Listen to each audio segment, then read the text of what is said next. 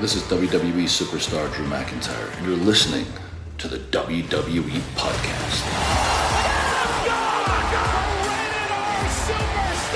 The champ is the one that everybody wants, me. Becky Lynch is going to WrestleMania. Claymore! Austin 316 says I just whipped your ass. This is my iron. You're going to acknowledge me. All right, welcome to the WWE Podcast. It's time for your official Elimination Chamber preview and predictions. It is about 3 o'clock Eastern time as I'm recording this. It's a little bit earlier than normal, but I want to get it out a full 24 hours before, of course, the event of, well, I don't want to say it's the event of a lifetime, but for Sami Zayn it is. For Sami Zayn, this is the match of his lifetime, not just in storyline, in real life.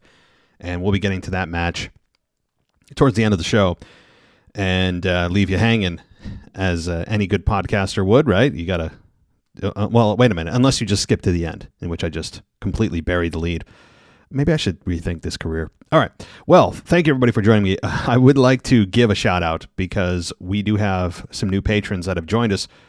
And Joshua F., who has joined us over the last day or two to join us for the Elimination Chamber event and maybe WrestleMania and beyond, hopefully, because now Josh is able to get ad-free everything and join the Discord server, which is a lot of fun during pay-per-view events.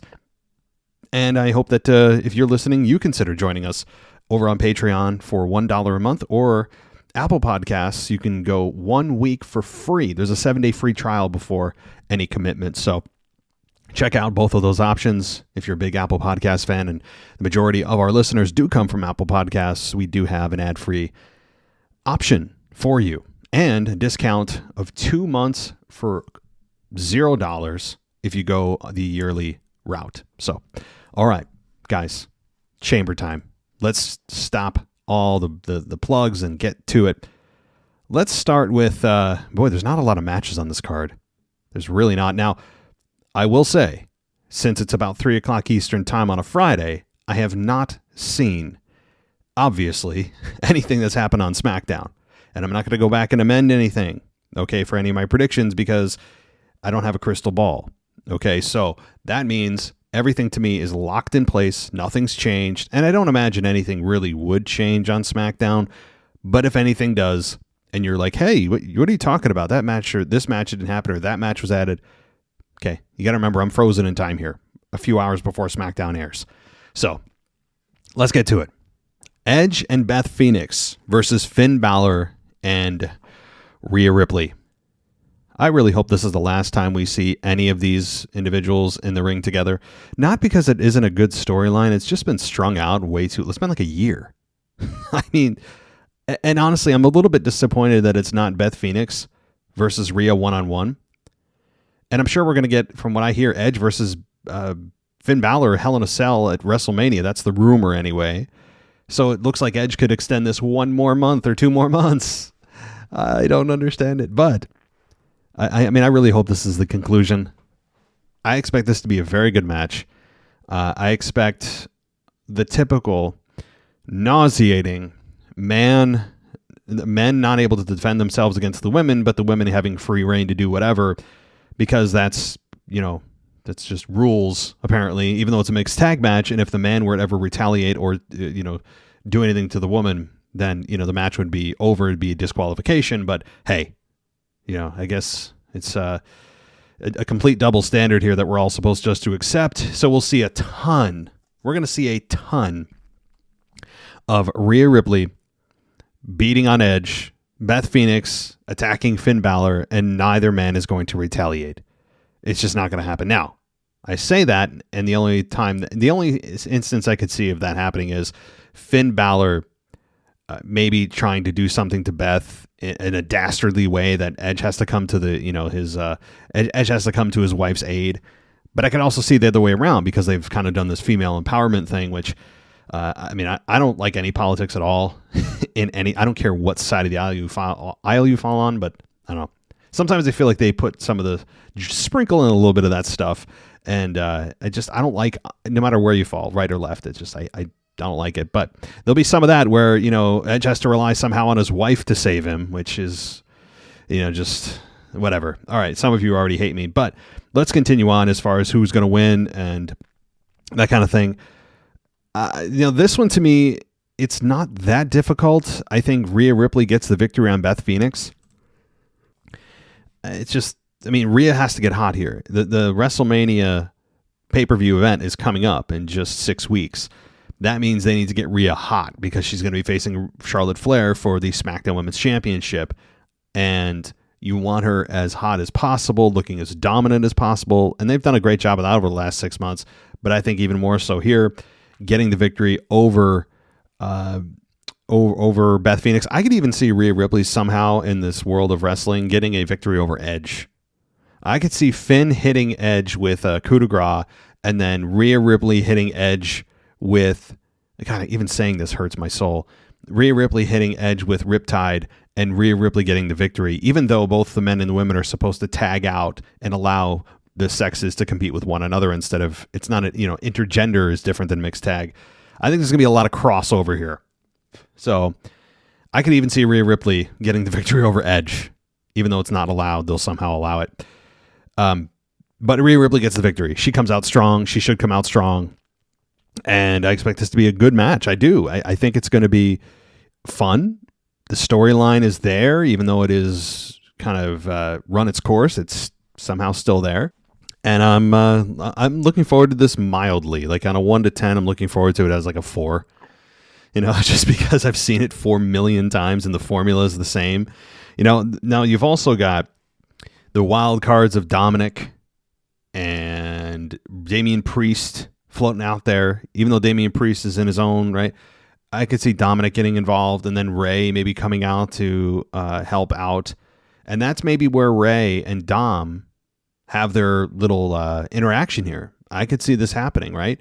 So maybe it's not so much about Edge and Beth losing again, but it could be that after the match, Dominic, helps them get the victory or just comes out after or whatever and ends up beating both of them down. Both of them are about to get their necks snapped. Rey Mysterio comes out and makes the save. Dominic gets in Rey's face, and that's where you see finally you have Rey snap on his son. And, that's the platform to do it. In the chamber, or at Elimination Chamber, in front of Montreal, at the Bell Center, that's what I think is going to happen. Because, to me, Rhea gets the victory, and then you send the crowd home happy in the segment by having Rey finally punch his kid in the face. How about that? And by the way, one thing about the Montreal crowd, I have very high expectations. Very high. I think you guys are going to be a lot of fun. The Canadian crowds very rarely disappoint. So when you add the fact that they haven't had a pay-per-view there in I don't know how many years, Anthony DeMarco, a co-host on the show, has told me many times, and I can't remember exactly what year it was, but it's been several years. And he's mentioned that it's a loud place to go. I've never been to the Bell Center, but the Canadian crowds are always fun. You add the fact that it's Chamber. You add the fact that there's really some good matches on the card, storylines coming into this. Montreal is going to be lively. So I'm really, really looking forward to that. Okay, moving on. All right, we get a match that I feel like I should be much more interested in than I am, and that's Brock Lesnar versus Bobby Lashley. This match, I'll say this, as kind of uninspired by this match as I am, I will say that I'm glad it's not at WrestleMania. And I very much doubt if they're doing a third one and they've billed this as the rubber match that they're going to go to number 4. Very, very rare. Okay. Very rarely do you have a 4th match in a row. It happens. And I think Seth and Cody are eventually going to have that 4th match. They'll revisit that at some point. But this, to me, you can't go 4 for so many reasons. I don't care what happens at the end of this. I don't care if one of them, puts the other's head in, a chair and snaps their neck and, they're going to try to make a recovery in time for Mania. I don't care. I really don't care. I don't care if one of them blows the other one's leg off. I don't care what happens at the end of this to try to make us care to continue the program because I'm over it.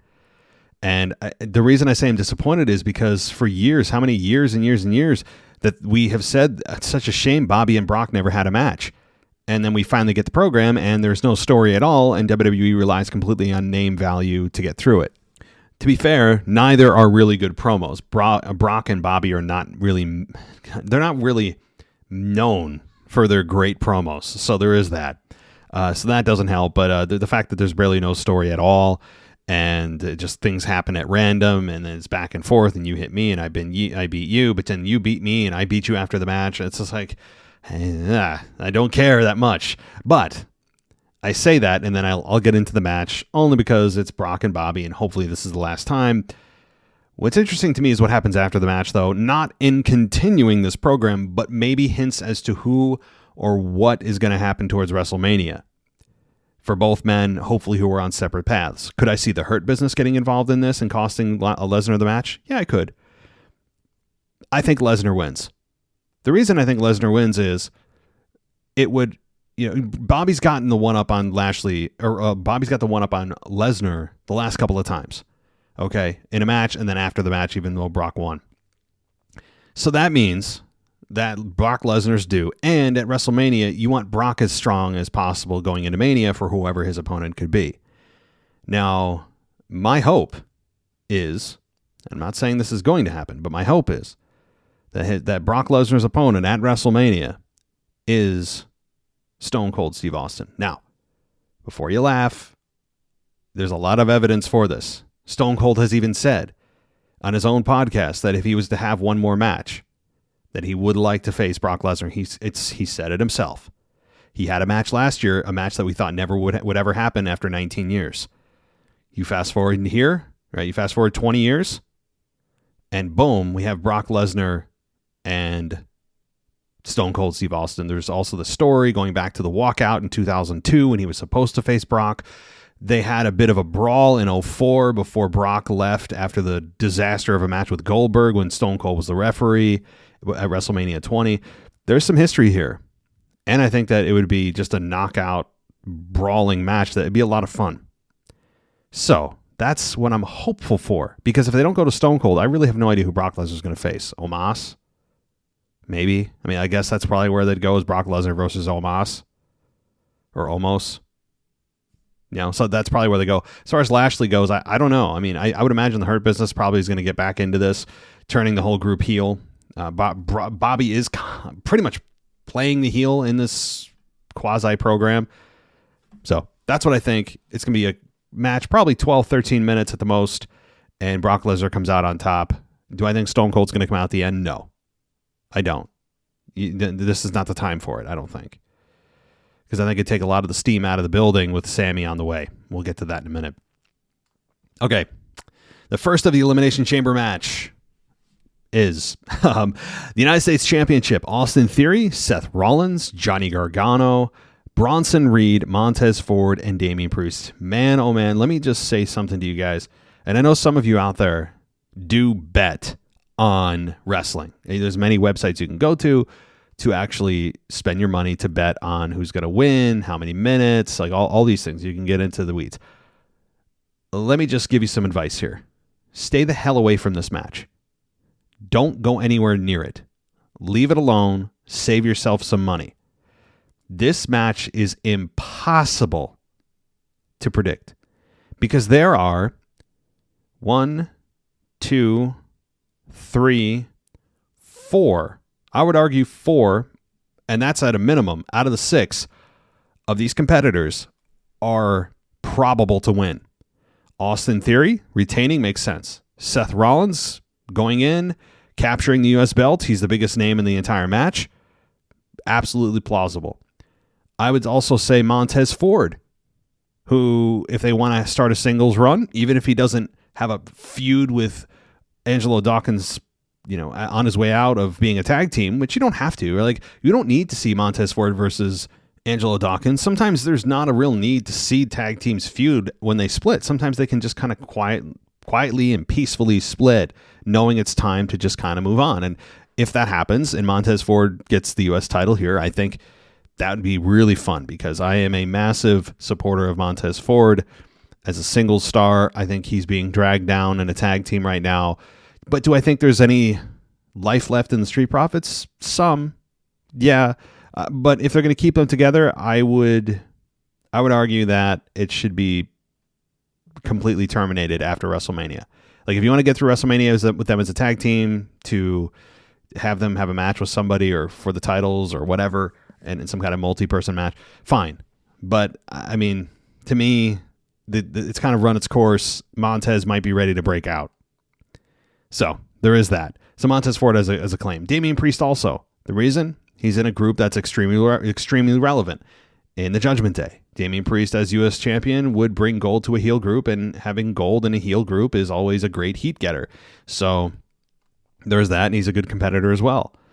The rest of them, as far as Johnny Gargano, no, like there's almost no interest in Johnny Gargano. I mean, sorry, Johnny Wrestling is not exactly in the right position. Same with Bronson Reed, who gets zero reaction. Johnny Gargano may get close to zero reaction as well, although it is a Montreal pay-per-view crowd, so that kind of crowd follows more of these individuals than does the casual Raw or SmackDown viewer, I think. So, but those two I think are kind of out. The other four, I would throw it up in the air. I mean, literally, it's a coin flip. I'm gonna say Austin Theory retains, and I know it's a boring outcome, but Austin Theory is in a nice role. I like what he's done so far, redefining himself as the here and now. The selfie thing stopped.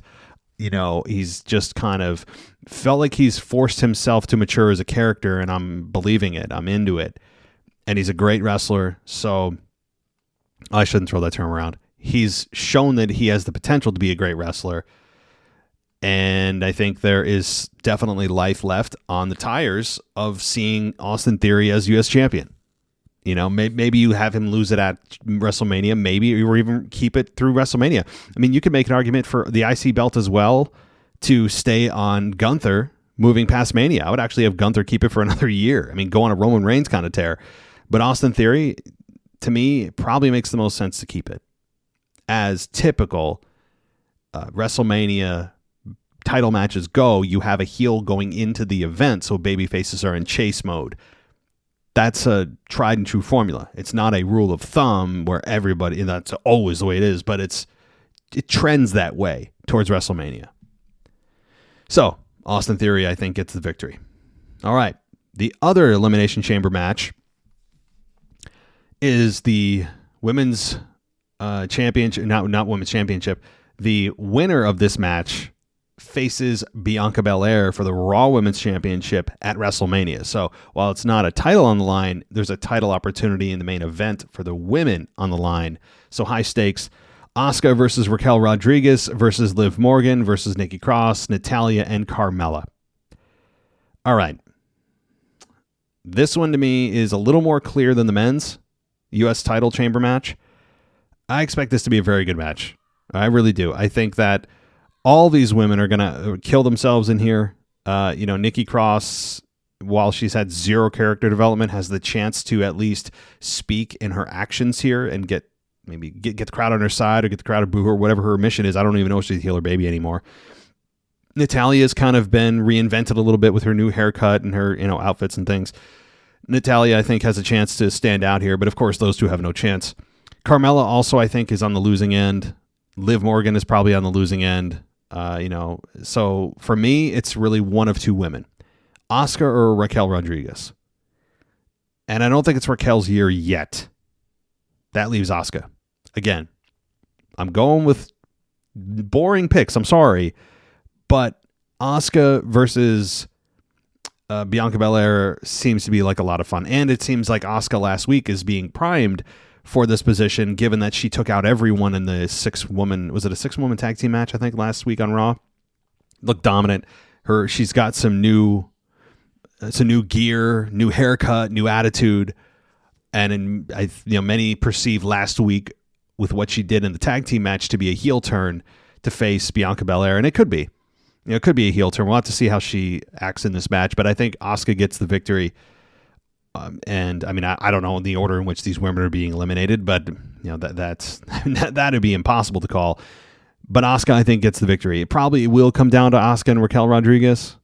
That to me would be the obvious choice, and I say obvious choice as if it's a bad thing, but if it's the right thing, I'm all for it. I think Asuka and Raquel Rodriguez could be a fun conclusion to that match with Asuka ultimately winning to face Bianca Belair. So, all right, let's continue on with the main event. And good God Almighty, do we have a main event? This is okay. Where to start? If you've listened to Anthony DeMarco and I over the last really months at this point, you've heard all of our possibilities. If you listen to the current state of WWE, that show we put out every Monday, you know kind of what we're thinking. The possibilities are just enormous of what could happen, who could show up, who could return. There's a lot of dark horse picks out there. I even floated one out that The Rock could return and cost Roman the match. Sammy wins, Rock Roman, no title, and it's just Cody Rhodes versus Sami Zayn for the championship at Mania, with Roman not in the title picture at Mania. I'm not, okay, I'm going to say probably not to that, but I'm not going to throw it completely in the garbage. The other possibilities are Jey Uso costs Roman the championship, no Rock. Jey kind of does the exact same thing that I just proposed that The Rock does, except it's Jey. And he's the one that costs Roman, and it's Jey versus Sammy versus Roman, or it's just Jey versus Roman for the title at Mania. I still don't think that's likely. But I will say I do think Jey is going to be the determining factor in what happens in this match, how it ends. And,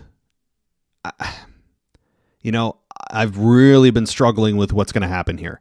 But before I give you my final pitch on what I think is going to happen, my final prediction, I will say that regardless of what happens in this match, the one thing you can guarantee, the crowd may be the loudest you've heard for a hometown boy since CM Punk at the Money in the Bank event in 2011 in Chicago. If you remember that, or if you don't, go listen. You can YouTube it. Just YouTube CM Punk entrance Money in the Bank 2011. That'll give you some idea. A very, very close. I think that's the closest I can come up with of how the reaction is going to be for Sammy. I would even say that Sammy may bring back his new music or old music. That's my thought. Get rid of the heel version of his music that he modified to go into the Bloodline when that started 8 months ago. I think he should bring back the old school music, and I think he will. So the crowd's going to lose their minds. And that part of it, to me, win, lose, or draw for Sammy, is going to be one of the most entertaining parts of the match, is the crowd. So, no pressure, Montreal, okay? But there's so much that has come together, to make this moment happen. A storyline no one expected to be this hot. A character no one expected to be this hot. And now it's in his hometown. It's the crescendo of the story. And you have exactly the match you want, except it's not at WrestleMania, and we'll get to that in a minute too. So you have to look at this in one of two ways. And it's going to really shift how I think you view this match. And I don't know the answer to it. But here's what I'm saying. If you look at this match as the one-off for Sammy, if you look at this match as this is the crescendo, this is what we've been leading to, whatever happens here, it's final, there's no follow-up, then I think you're going to look at this as Sammy wins or we riot. Especially the Montreal crowd. If fans view this as, hey, this is probably one match of several that eventually Sammy may end up capturing the belt in, okay. And if there is, if they end up thinking that, or WWE shows them that, okay, he is going to be in the main event of WrestleMania, then we got, then okay, fine, we could take a loss here. But since we don't know that, since we can't rely on WWE to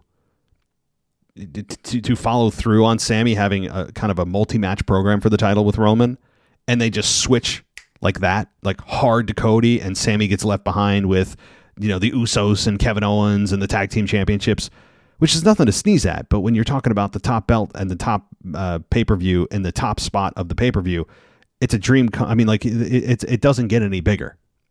So sure, that's a great consolation prize But WWE's got a hell of a conundrum on their hands. And I think that there's going to be so many questions answered. Not all of them, but a lot of them will be answered tomorrow night. And that's the part I'm looking forward to the most, is because like you're going to finally get to see what they've been planning this whole time. Now, of course, WrestleMania, there's a lot more to show, but this is a massive piece of the story. Massive. And for me, the most exciting part is, of course, the match, of course, the crowd. What have they been thinking about this whole time? Everything that we've been speculating about on this show, on other podcasts, all the fans, on Twitter, everywhere, all the possibilities. What did we finally get? Like, what did they come up with? You know, like, I'm excited to see what that conclusion is, at least for this piece of the story. It's not over. So anyway, all that said, I don't mean to keep you hanging. This is tough.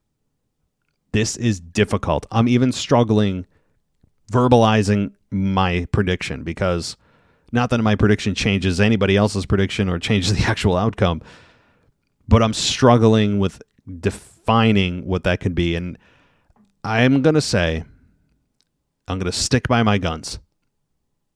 And if you've heard this show before the last several weeks, you kind of know what I'm going to say. I think Roman retains. Because I don't think WWE wants to look at WrestleMania and go, we had Roman, one of the top guys in the business, if not the top guy in the business, holding on a belt for 900 plus days. We're going to take away the 1,000 days. That's gone. For a guy that maybe the fans are going to dump in a month. Maybe they don't believe that the Sammy love and connection with the fans has sustainability, and they just want to push him to the main event because they were educated that they could do that with Daniel Bryan. So maybe WWE's thinking, yeah, they're trying to do this. They're trying to strong arm us into this. You know, so there's a lot to sacrifice with Roman losing here. You know, you lose the 1,000 days. That's significant. You lose Roman in the main event of WrestleMania, potentially. You're doing it also for a guy that they never envisioned in this spot, and they would have concerns of longevity in this spot and having him actually be the face of the company.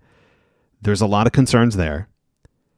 You know, like, so they're going to be throwing away a lot. And also one of the best storylines ever, and you're speculating about who could win. It's got to be a big name, this and that.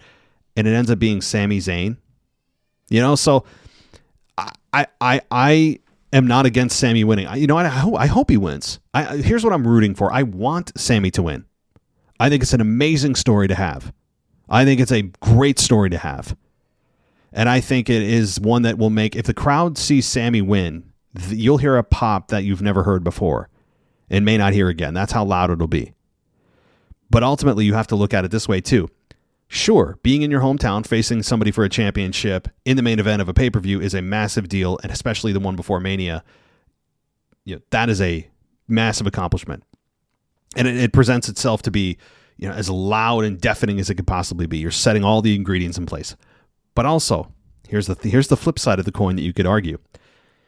Being in that environment with a hometown boy in a championship match, seeing him possibly being on the cusp of the main event of WrestleMania, and all the ingredients are in place to get nuclear heat. Nuclear heat. Because how many times have you seen people lose or get beat up in their hometowns? Jim Ross is famous for that. Every time they go to like Oklahoma, you know, Tulsa, wherever, he ended up getting his ass kicked. But it happens, right? Like, it's also a setup, you could argue, for additional nuclear heat. Instead of, oh man, imagine the crowd exploding in happiness, it's also the perfect ingredients that have come together for nuclear heat if Sami gets screwed out of the belt. Then I could see the fans saying, bullsh, right? Like losing. I could see stuff being thrown in the ring if they don't do this right. But here's what I think that they could do, and this is probably the most likely outcome. Jey Uso turns on Sami, shows that blood is thicker than water. Kevin Owens tries to even the odds. He gets beaten down by Solo Sikoa. They're brawling, whatever. And then it's just Sami and Roman. Jey ends up, doing something to Sammy. Roman hits a spear, 1, 2, 3. Crowd loses their minds in anger. And then they go for the massive beatdown as Kevin's also being beat down on the other side of the ring, or in the crowd, or on the outside of the ring, rather. And that's when Cody Rhodes comes out to make the save and, hits Crossroads on Roman. And their hope is that gets the crowd happy and behind Cody, because that could be a perfect table being set for Cody to come out and get some support from the crowd. So I'm still sticking with that. It seems to play out the most logically in my mind. I think they're going to go with Cody Roman at Mania, but I do think Sammy could be involved. Monday Night Raw was very telling last week when they actually spoke about the main event of WrestleMania with Cody and Sammy in the mix here. Now, how can you pull Sammy out of the main event? You've already now included him. So I think it could very well be a triple threat. That's what I think is probably going to happen. Now, what does that mean for Kevin Owens and the Usos and the tag championships? I don't know. I really don't know. I don't know what that means. But that's a secondary conversation that I can't even think about right now. If you're just talking about the top of the card, that's to me the most logical conclusion, because then the fans don't revolt that Sammy's not in the main event. Those who love Cody, he's still in the main event, and you're respecting the outcome and what it means to win the Rumble, that they go to the WrestleMania main event. So boom, boom, you're no problem. And then you can come up with some scenarios where Roman doesn't have to be pinned to lose the belt. He starts losing his mind. And if he does lose, he could claim he was never pinned at Mania, right? Like if Cody beats Sammy or Sammy beats Cody. The only struggle would be if you don't want Cody to turn heel, you may have to just assume that risk at Mania, because it could be Sammy or bust. I mean, that's what people think is, and I've heard this said, the interaction that Sammy and Cody had on Raw. People are like, oh, it was so brilliant. And I thought it was ballsy. I thought it was a ballsy, risky, gambling thing to do. And it paid off in terms of crowd reaction in the moment. But here's the thing.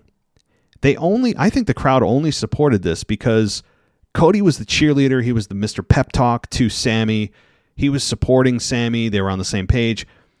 They weren't adversaries. They did it in a kind of a friendly way. They were not adversarial. What happens, though, when the crowd's forced to choose? They weren't forced to choose in that segment because they were fighting a common enemy. Now, if you put Sammy in the main event of WrestleMania and it's a triple threat, that's a whole different ballgame, because now Cody could be the reason that Sammy doesn't win. And he could take away the moment you want to see. So that's the moment. Everyone's claiming victory. Everyone's, mission accomplished. Now, see, WWE's got nothing to worry about. Yeah, because you put them in a very soft, easy, padded position. Risky, but it was telling and it was successful, but it was padded and soft, and they executed it well, but they weren't adversaries. Okay? The true test of where the fans' loyalties lie are going to be when they are opposing each other, challenging for the championship at Mania. That's what I think. Now, could they just do what we all expect? Kevin and Sammy versus the Usos for the tag belts, and big deal, they win the tag belts. They could do that. That's, I think, got a very, very, very solid chance as well. But since you've already mentioned Sammy's name in the main event of WrestleMania, and the possibility of it and teasing it, you can't pull back now. You just can't. And why would you not want to strike with the iron this hot with a guy like this? This kind of guy does not come along very often. The only time I can remember last is Daniel Bryan, like a decade ago, which is crazy almost a decade. It's just insane how long it's been. But that's the last time I remember some of the fans organically connecting with someone like that. So those are my predictions, guys. So I think Roman retains. I don't think we see Rock, although I'd say he's a dark horse. And the crowd boos. Cody tries to get some cheers after, saving Sammy and Kevin at the end of the match to even the odds. And they feel like that's a great way to set the table for Cody to get some cheers. But I'm going to rely on Montreal to boo Cody. Okay, I am relying heavily. I know I have a good amount of listeners in Montreal. I see the stats. You guys, if you're going to the event and if I catch you and you're not booing Cody, I will find you. Okay, you will be banned from listening to this show. Test me. You don't think I'll find you? I will. All right. Anyway, as I lay out my idle threats, thank you, everybody, for listening. We've got a hell of a show coming tomorrow night. It's going to be very telling, and we're going to have so much to talk about. We're going to have a review show. It could be done after the event, depending on how late it is. More likely, it's going to come midday or so Sunday following the event, so you'll have to wait a little bit to hear our review.